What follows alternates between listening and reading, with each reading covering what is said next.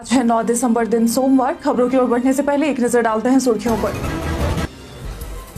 1,47,000 शिक्षकों की काउंसलिंग आज से शुरू। 31 दिसंबर तक होगी इन शिक्षकों की काउंसलिंग के बाद स्कूल अलॉट किया जाएगा। स्मार्ट मीटर पर 3% बिजली छूट प्रस्ताव। 300 यूनिट बिजली खपत पर 75 रुपए की छूट। आयोग करेगा बिजली छूट पर सुनवाई। कंप्यूटर शिक्षा के लिए प्रत्येक प्रखंड में लैब। बच्चों को स्कूल पहुंचाने की शिक्षा विभाग की अपील। शिक्षकों पर होगा ड्रेस कोड लागू। आभा डिजिटल मिशन से हेल्थ रिकॉर्ड्स बनाएं डिजिटल। आभा ऐप से हेल्थ रिकॉर्ड्स करें मैनेज। अब हेल्थ रिकॉर्ड्स रहेंगे आपके फोन पर।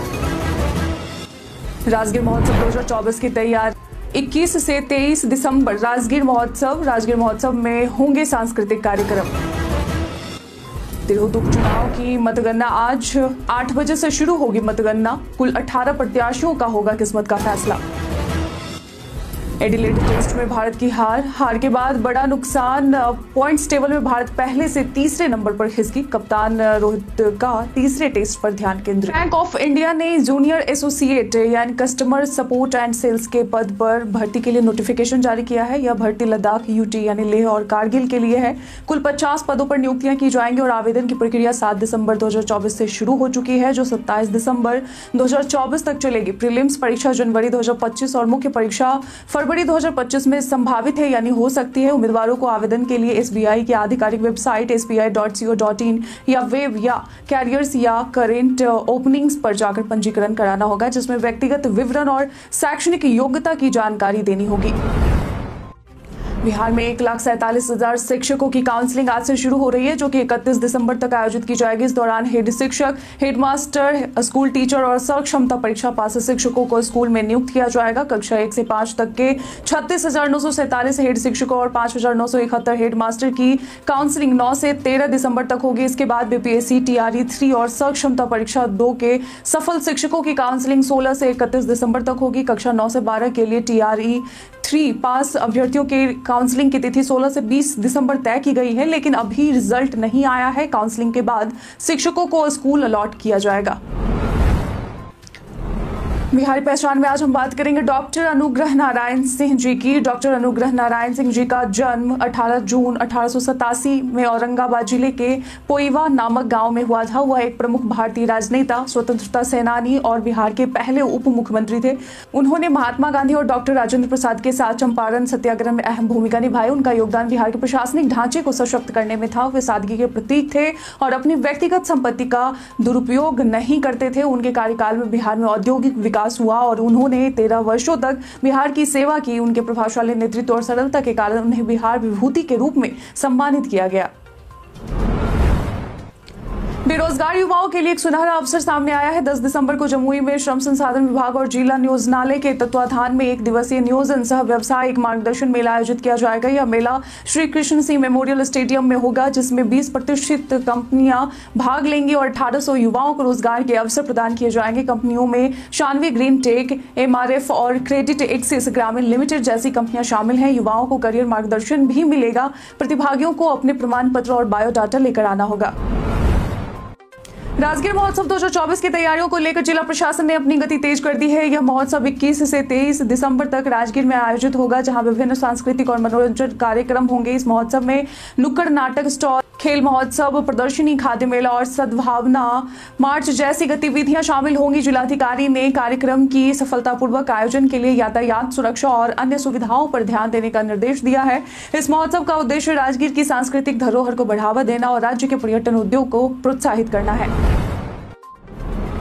बिहार के हर प्रखंड में मोबाइल कंप्यूटर लैब स्थापित की जाएगी, जिससे प्राइमरी स्कूल के बच्चों को कंप्यूटर की शिक्षा मिल सकेगी। यह योजना 1 अप्रैल 2025 से लागू होगी। डॉक्टर एस सिद्धार्थ ने कहा कि बच्चों को स्कूल के पहले दिन ही पुस्तक, बैग और यूनिफॉर्म मिलेगा और शिक्षकों के लिए ड्रेस कोड अनिवार्य होगा। इसके अलावा स्कूलों में खेल के मैदान की कमी को दूर करने के लिए सरकारी विद्यालयों के पास खाली मैदान को विद्यालय में बदलने की योजना है। विद्यालयों में बच्चों द्वारा मोबाइल के इस्तेमाल पर सख्त कार्रवाई की जाएगी। डॉक्टर सिद्धार्थ ने अशिक्षित बच्चों को स्कूल लाने के लिए पंचायत प्रतिनिधियों और अन्य लोगों से सहयोग की अपील की है।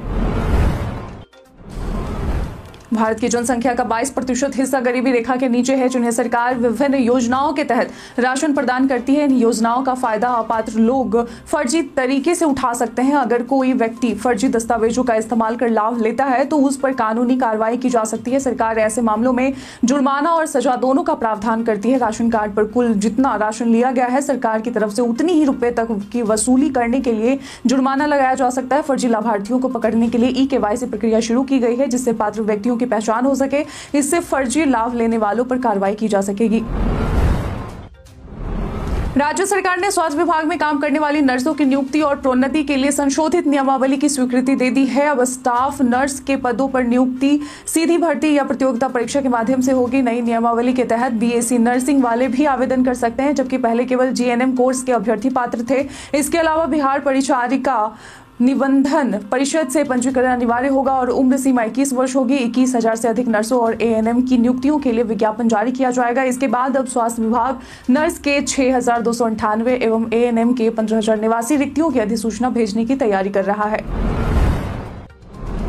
भारत सरकार ने फोन टैपिंग के नियमों में बदलाव किया है, जिसके तहत अब केवल आपातकालीन परिस्थितियों में ही कॉल रिकॉर्डिंग की अनुमति होगी। नए नियमों के अनुसार राज्य स्तर पर पुलिस महानिरीक्षक यानी आईजी या उससे ऊपर के अधिकारी ही कॉल रिकॉर्डिंग का आदेश दे सकेंगे। इस आदेश को जारी करने के 7 दिन के भीतर एक उच्च अधिकारी से अनुमति प्राप्त करनी होगी। यदि अनुमति नहीं मिलती तो रिकॉर्ड किए गए डेटा को 2 दिन के भीतर नष्ट करना होगा। इस बदलाव से लोगों की गोपनीयता की सुरक्षा बढ़ेगी, लेकिन फोन टैपिंग को लेकर विवाद अब भी जारी रह सकता है। बिहार विद्यालय परीक्षा समिति ने सिमुलतला आवासीय विद्यालय कक्षा 6 का रिजल्ट 2025 आधिकारिक वेबसाइट पर जारी कर दिया है। जो उम्मीदवार 18 अक्टूबर 2024 को आयोजित बिहार एसएवी प्रवेश परीक्षा में उपस्थित हुए थे, वे अपना रिजल्ट secondary.biharboardonline.com पर देख सकते हैं। 600 लड़कों और 600 लड़कियों का श्रेणीवार रिजल्ट जारी किया गया है। मुख्य परीक्षा के लिए सफल उम्मीदवारों के एडमिट कार्ड 9 दिसंबर यानी आज उपलब्ध होंगे। मुख्य परीक्षा 20 दिसंबर 2024 को 2 शिफ्टों में आयोजित की जाएगी। अधिक जानकारी के लिए उम्मीदवारों को आधिकारिक वेबसाइट पर जाना होगा।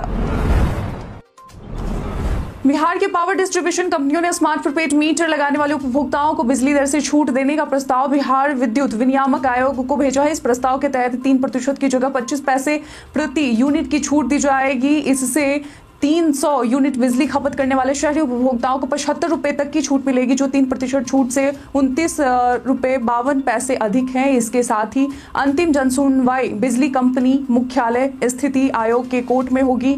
इसके बाद आयोग फैसला सुनाएगा। यह फैसला 1 अप्रैल 2025 से 31 मार्च 2026 तक लागू होगी।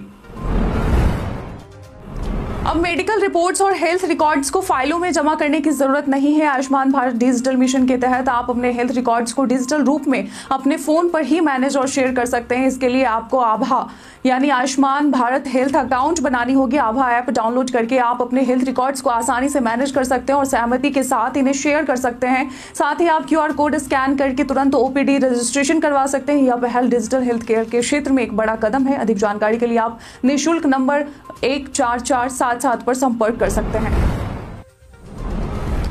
बिहार के सरकारी शिक्षकों के ट्रांसफर के लिए आवेदन प्रक्रिया में पिछले सप्ताह में 45,587 शिक्षकों ने आवेदन किया है। शिक्षा विभाग के आंकड़ों के अनुसार राज्य में कुल 5,45,182 शिक्षक हैं, जिनमें से बड़ी संख्या में शिक्षकों ने ट्रांसफर के लिए आवेदन किया है। रविवार को जारी आंकड़ों के अनुसार 1 दिसंबर से अब तक 33,227 आवेदन वरीयता क्रम के आधार पर विभिन्न कारणों जैसे असाध्य रोग, गंभीर बीमारी, विशेष रूप से सक्षम, विधवा या तलाकशुदा शिक्षक और पति या पत्नी की पोस्टिंग के आधार पर प्राप्त हुए हैं। 12,360 आवेदन ड्राफ्ट मोड में है। ऑनलाइन आवेदन की प्रक्रिया 15 दिसंबर तक चलेगी।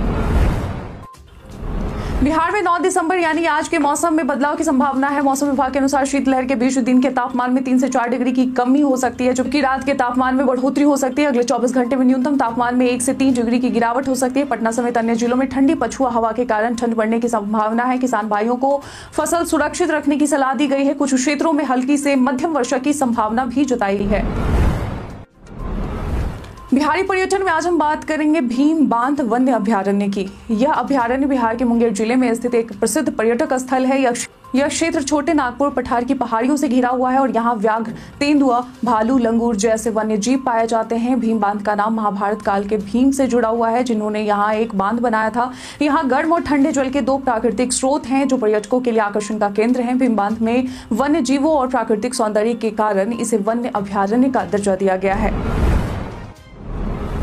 राज्य सरकार ने मार्च से सभी सरकारी विद्यालयों की रैंकिंग करने का निर्णय लिया है, जो शिक्षा व्यवस्था में सुधार लाने के उद्देश्य से किया जा रहा है। शिक्षा विभाग ने स्कूलों की रैंकिंग के लिए कई मानदंडों को तय किया है, जिनमें शिक्षा गुणवत्ता को करिकुलर गतिविधियां, स्वच्छता, अनुशासन, संसाधन उपयोग और शिकायत निवारण शामिल है। रैंकिंग प्रणाली के तहत विद्यालयों को 100 अंकों के आधार पर स्टार रेटिंग दी जाएगी। उच्च रैंक 85 से 100 प्राप्त करने वाले विद्यालयों को 5 स्टार मिलेंगे, 75 से 84 को 4 स्टार, 50 से 74 को 3 स्टार, 25 से 49 को 2 स्टार और 0 से 24 अंक लाने वाले विद्यालयों को 1 स्टार दिया जाएगा। यह कदम राज्य की शिक्षा गुणवत्ता सुधारने और स्वस्थ प्रतिस्पर्धा उत्पन्न करने के लिए है।